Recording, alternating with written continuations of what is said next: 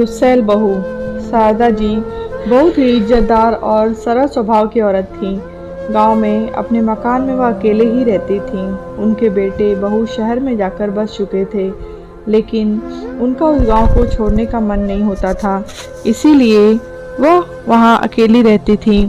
पति की मृत्यु के बाद सबने उन्हें बहुत समझाया कि वह बेटे बहू के साथ शहर चल कर रहें, लेकिन उन्होंने किसी की न मानी। गांव में इतने साल रहने के बाद एक अजीब सा रिश्ता जो बन गया था उस गांव से। वह रोज मंदिर जाती थीं। रोजाना की तरह एक दिन वह मंदिर आ रही थीं तो संतुलित बिगड़ने की वजह से वह गिर पड़ी। गांव वालों ने उन्हें उठाया, पानी पिलाया और समझाया कि अभी इस उम्र में अकेले रहना ठीक नहीं है। शारदा जी के 3 बेटे थे और तीनों ही शहर में बसे हुए थे। उस रात शारदा जी पूरी रात करवटें बदलती रहीं और उन्हें भी अब गांव वालों की बात समझ आ गई थी। उन्होंने परिस्थिति को स्वीकारते हुए यह फैसला लिया कि वह शहर चली जाएंगी और अपने बेटे बहू के साथ रहेंगी। उन्होंने बच्चों को फ़ोन करने का मन बना लिया। शारदा जी की बड़ी बहू बहुत आज्ञाकारी थी, मझली बहुत मस्त मौला और तीसरी बहुत स्वभाव में बहुत कड़वी थी। शारदा जी धार्मिक प्रवृत्ति की थीं और कभी भी कोई तीज त्योहार आता तो पहले से ही तीनों बहुओं को बता देती थीं।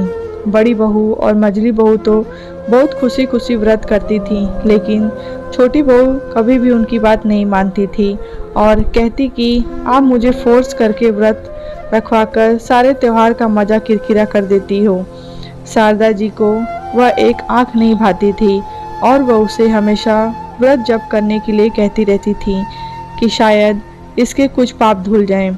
दोनों की किसी न किसी बात पर रोज बहस हो जाती थी। तो एक दिन शारदा जी को बहुत गुस्सा आया और उन्होंने कहा, तू क्या सोचती है कि बुढ़ापे में मैं तेरा आसरा लूँगी, मर जाऊँगी पर तेरे पास कभी नहीं आऊँगी। शारदा जी ने बड़ी आस के साथ सबसे पहला फ़ोन अपनी बड़ी बहू को लगाया और बोली, मैं गिर गई हूँ और आजकल ऐसा कई बार हो गया है, तो मैं सोच रही कि तुम्हारे पास आ जाऊँ। बड़ी बहू ने सूते ही कहा, अभी नवरात्रि चल रहे हैं मम्मी जी, और मैं नवरात्रि में नंगे पाँव रहती हूँ और किसी का छुआ भी नहीं खाती, तो अभी नहीं। फिर शारदा जी ने मझली बहू को फ़ोन किया, लेकिन उसने भी कोई बहाना बनाकर टाल दिया। जब बड़ी और मझली बहू ने ऐसा जवाब दे दिया तो फिर छोटी बहू से क्या उम्मीद लगनी, वो तो पहले से ही स्वभाव की गुस्सैल है। ऐसा सोच शारदा जी अपने आने वाले कठिन समय की कल्पना कर रही थी। अचानक से फ़ोन की घंटी बजी। फ़ोन उठाते ही शारदा जी समझ गईं कि गुस्सैल बहू है। गुस्सैल बहू ने फ़ोन उठाते ही बोलना शुरू कर दिया, गिर गए ना? आपने तो बताया नहीं, लेकिन मैंने भी जासूस छोड़ रखे हैं। आज आपके पोते को भेज रही हूँ लेने के लिए, आ जाना, ज़्यादा नखरे मत दिखाना। शारदा जी गुस्सैल बहू की बातें सुनकर हैरान थी और बोली, क्या तुझे मेरी कही बातें याद नहीं है?